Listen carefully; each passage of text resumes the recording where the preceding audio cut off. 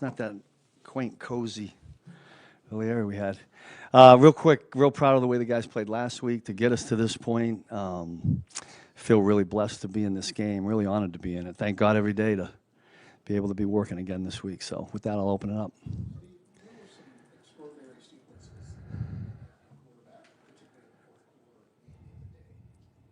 How do you develop that knack? How did you develop that knack? Knowing when to come after, when not to? Was it all down, distance, score, type of game? Yeah, probably a little bit of more of a feel than anything else. I mean, listen, I know the guys do enjoy that part of it, like they like to be aggressive. I mean, every DB and every linebacker will tell you that they want to blitz. You know, you can't do it every down. And, you know, there may have been some in there earlier, if I go back, you know, that didn't quite work the way we wanted. Fortunately for us in that part of the game, the guys executed it exactly the way we had practiced it, and they ended up being positive plays for us.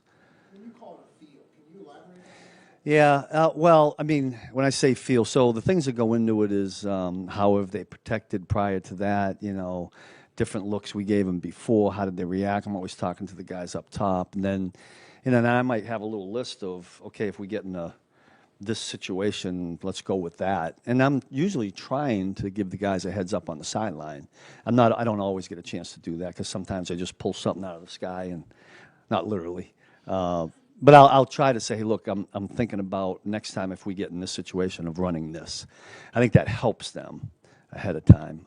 It doesn't always work that way, but we were fortunate in this past game to have that happen. What is like the biggest difference regular season playing against Josh and then, Yeah.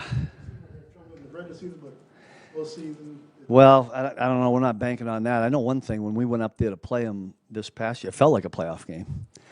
You know, I mean, I think both teams approached it that way. And we all know, we all talk about how the speed of the game goes up in these games. I mean, everybody's focus goes laser focus. And he is, I mean, he's a premier threat in this league. I mean, we all know that, right? Not just with his arm, but with his legs and how big he is. I mean, I'm amazed every time I put the tape on. I mean, I was shaking my head this morning talking to the guys going, how do you stop this guy? And then I made one comment to one of the coaches. I said, now I know how other defenses feel that we play when they're going against Patrick, because they just do things that are uncanny and so talented. When you look at Josh, there's not a lot of negative plays, not a lot of sacks, not a lot of No. difficulty in stopping the team. You have to be responsible. Yeah, I mean, if you're not going to get those kind of plays to set things back, then to me, it's about not allowing the explosive plays. Like we had a couple of those last time we played them. And that kind of gets things going when you know it's going to be really tough to set them back. And listen, not coach speak, but it is going to come down to the situational football. We need to be better in third down. We need to win in red zone. We played good in red zone last week, and that made a big difference. And because they are going to move the football, we recognize that. I mean, they run the ball real well. They got an elite quarterback. So some of that, you're not going to stop everything. We're not going to shut somebody down. You need to slow them down and try to win those situational downs. What are the defensive rules to just sort of maintain the soundness of the defense when the play breaks down and Josh Allen is just out there creating plays on Yeah, I wish I had a secret to that. Listen, in the course of the game, the best thing that can happen for us is that all 11 function as 11. Because he's one of those guys, especially up front, if you're talking about the 4 or 5 guys that we bring, or they need to function as one, because he finds one little seam, and if we've got guys in man with their back turned, I mean, that's where I tell you, he's one of those guys, and you're all seen it, that he sees everything. I watched him this morning, a defensive play, I forget who they were playing, looked like they may have put their leg out to trip the running back, and he immediately was turning to the official. Like, he saw everything. I mean, he's like Patrick, right? That their vision is uncanny, and so I think he can sense and feel when there's an opening there, and that's what gets really challenging. Coach Spags, in Week 11, you didn't have. Sorry, go ahead. Okay. I didn't mean to interrupt you. You didn't have a minute here with Watson in Week 11. You have them back now. What do they? Jalen. Yeah, well, he gives us.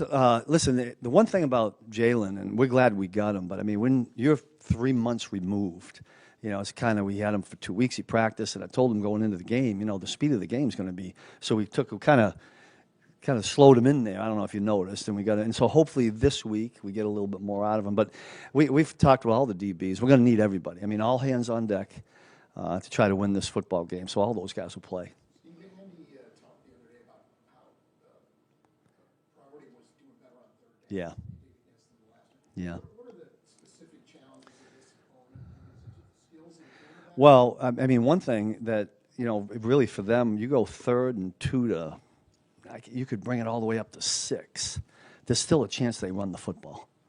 That's tremendously challenging for a defense when you got a quarterback that can do that. We know that they'll go for it on 4th down in certain situations. So we'd like to get them in to the point that we'd like to get them in those longer 3rd downs, but that's easier said than done with this football team. So when they're in those manageable 3rd downs from their standpoint, it becomes challenging, really because of the quarterback, in my opinion. So really, let's repeat Nate and Matt really quick. Both Justin Reed and Nick Bolton pointed to eye candy yesterday. How much of an emphasis is that for you this week? Yeah, from our standpoint, it's all about eye discipline. The eye candy is all the moving that they do. They're really good at it. I mean, you talk about, we're watching plays on tape and wondering how they practice it and get the timing down so well. But they've done a great job up there as coaches, and we just can't let our eyes get lost in all of, that's what Nick and Justin are talking about. So there's been a big emphasis on that this week.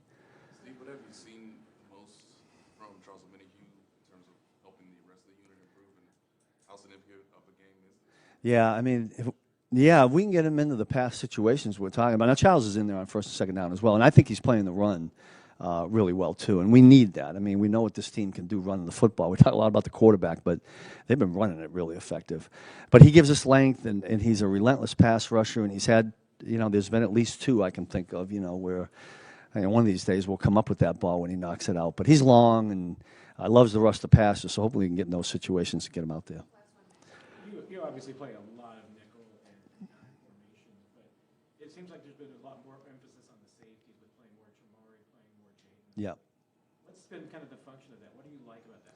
Well, both those guys you mentioned are real versatile. You put B. Cook, Justin Reed, Jaden in there, Chamari, and even C. Rowe, Chris Rowland Wallace. I mean, they're all really instinctive, natural football players. They can't all play at once. But, if you've been around, we've been around together for a while. I mean, we like the moving pieces and the different bodies. I think it makes it, or hopefully it does make it challenging for the quarterback when there's different jersey numbers out there. And as long as guys can go out there and produce and perform, we'll play as many as we can. We good? All right, thank you. Taking away the run from Pat, he had 0 rushes when it was all said and done. I mean, is that something unique that, did they emphasize it more than maybe other teams had when they were able to eliminate his running? They probably have a little bit. I think they do a good job of making sure that any of these quarterbacks that use their legs as a weapon, they have some techniques that they use to try to eliminate that.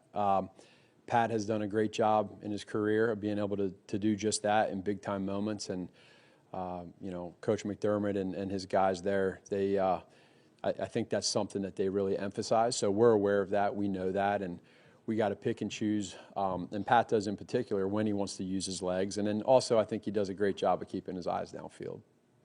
When it comes to the running back position, going into a game, are you looking at like a hot hand type of thing where if one gets going, you stick with them, or is it still we want to have multiple backs and those looks?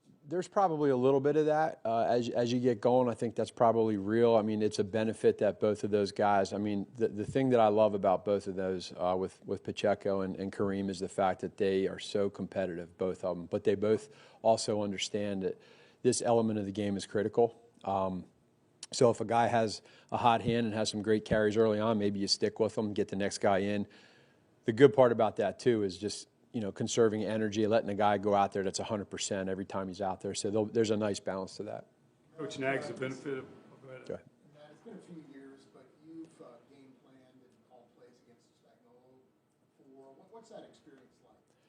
It's not easy, I can tell you that. And we get to go against him in training camp, and he presents a lot of different challenges. So schematically, it's not easy. Like you just said, Adam, it's something where the Bills and Chiefs have been going against each other for a while. So player to player, coach to coach, there's a little bit of that. So the tendency part of it, you want to make sure that you're good with your tendencies. Unscouted looks, how do you handle that? And then when you get out there, too, it's controlling the emotions, not just as players, but as coaches, too. You got to be able to control your emotions and just stay within the game and understand it's two really good football teams going at it. Coach Nags, Yeah. benefit of having both the running backs and your full complement of receivers, that let you go a little deeper in the playbook?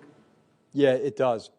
And for us, the more weapons you have, it's not an easy balance, too, with all these players and whatever position it is. But I think Coach Reed does a really good job making sure he coaches the coaches to see what he wants. And then we as coaches got to be the conduit to the players and make them understand that there is one football.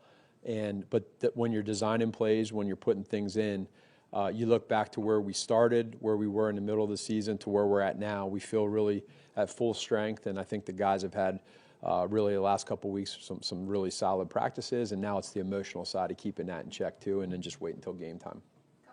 Coach, when you look at Von Miller, he's obviously been disruptive against the offensive line the last few times you all played him. How do you account for him this time around, knowing that this is the type of game that they brought him in for? For sure. He's a hell of a player that just his motor's going nonstop all the time. This year he's playing really fast. He's productive. You saw what he did last week. We've been seeing him from back in Denver, and we know who he is. And these are the type of games where you want to take those type of players and prevent them from making game-changing plays. There's going to be some plays that are made on their end. We know that, but don't make it that game-changing play. So we want to be solid there, but he's a heck of a player. Coach, the Bills have the best turnover ratio in the league. They force a lot. They don't turn the ball very much. On your side of it, what do they do well to force turnovers?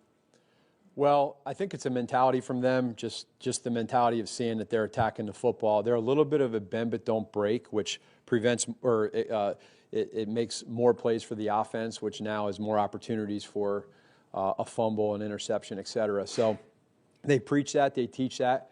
We preach it and teach it on offense to make sure, and I think we've done a pretty good job this year of protecting the football, and that's helped us play some complementary football. So that's the beauty of why both teams, I think, are where we're at right now. We find ways to win. You protect the football. And then most importantly, more than anything, is make sure that when the time is there to make a play, that you're the one that wants the ball to make the play. So protect it, but then when it's time to make a play, make the play. Against Houston, DeAndre Hopkins' snaps were a little bit lower. Lineup, was it just load management? No, that wasn't intentional. Last week was a little bit of a strange game, series-wise, play-wise, rhythm-wise. Nothing's intentional. DeAndre's been phenomenal this whole time. We know what he can bring and what he does bring to us. None of that was intentional. Thank you, everybody. Thanks. All right, thank you.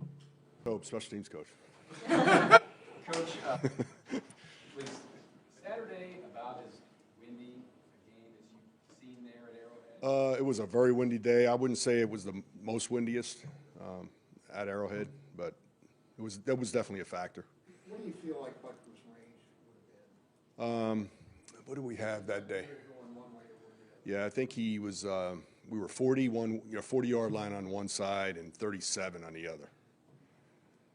Yeah, and then it depends on what part of the game too. Like if at the end of the right before the half, we might try to bang one even longer.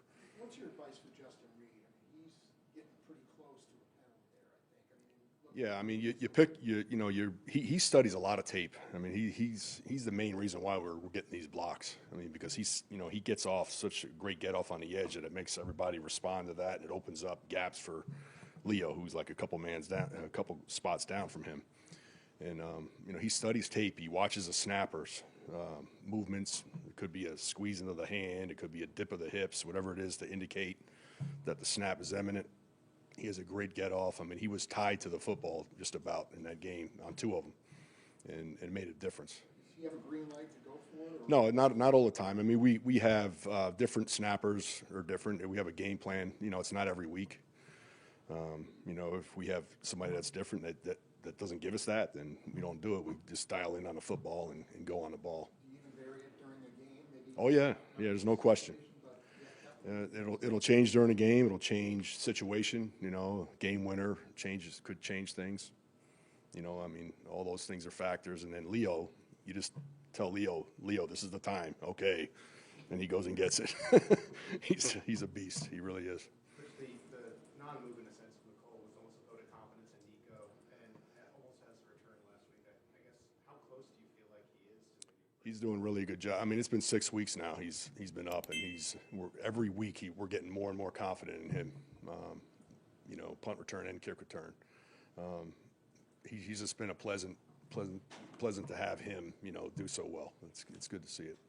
Coach, I know when Bucker first came back, you know, he had some struggles. When he was making them, we kind of been spoiled that it's going to be right down the middle with him, and he was maybe just kind of scooting them in onto the inside. When he first came back, right. Yeah. Now, in, as you mentioned, really tough conditions, it looked like, you know, you feel like he's. Yeah, he's a great manager of the wind. You know, he understands, you know, the wind and how much. And in his pregame warm up, he'll try different stuff and figure that out. And he kicks a lot of kicks pregame, and by the time he gets to the game, he's dialed in. Now sometimes the wind changes during the game. That's why you'll see him periodically walk out and on the field and check things, and he's always doing that. So total confidence in him, especially during the playoffs. You think he's, you know, I mean, physically. Yeah. Good enough to play, but also like locked back. It's probably, I'm sure, like a golfer, like you repetitions and all that, but that he's back to being. Yeah, I think he just needed more kicks. You know, I mean, he had that operation on his left leg, his plant leg, so that's the one where he gets his power from. You know, he plants that leg, and that power comes out of that leg that's being, you know, driven into the ground. So I think over time, you know, these weeks that, you know, since his surgery, I think he's back. The last couple of weeks in practice, he's been good, and then the game was excellent. You know. Coach, just Bill, coverage, returns. Yeah. What are the next scouting report? Codrington was the guy that we faced in the last game. You know, the last time we played, week 11. He's been out the last 2 weeks. He's been down, and they went to number 10. You know, who's probably the best receiver after the catch in the league. You know, as a wide receiver, very dangerous. You know, you see it against Denver, where he made a whole bunch of people miss. As a punt returner, he's a good, solid catcher. Doesn't have a lot of reps in games, but very dangerous. So we think he might be even better than 29. But both of them are dangerous. They're really good in the return game. They don't make a lot of mistakes penalty-wise on special teams. They're pretty solid there. They don't beat themselves. Well coached. You know, it's going to be a tough battle. Thanks, everybody. Thank you.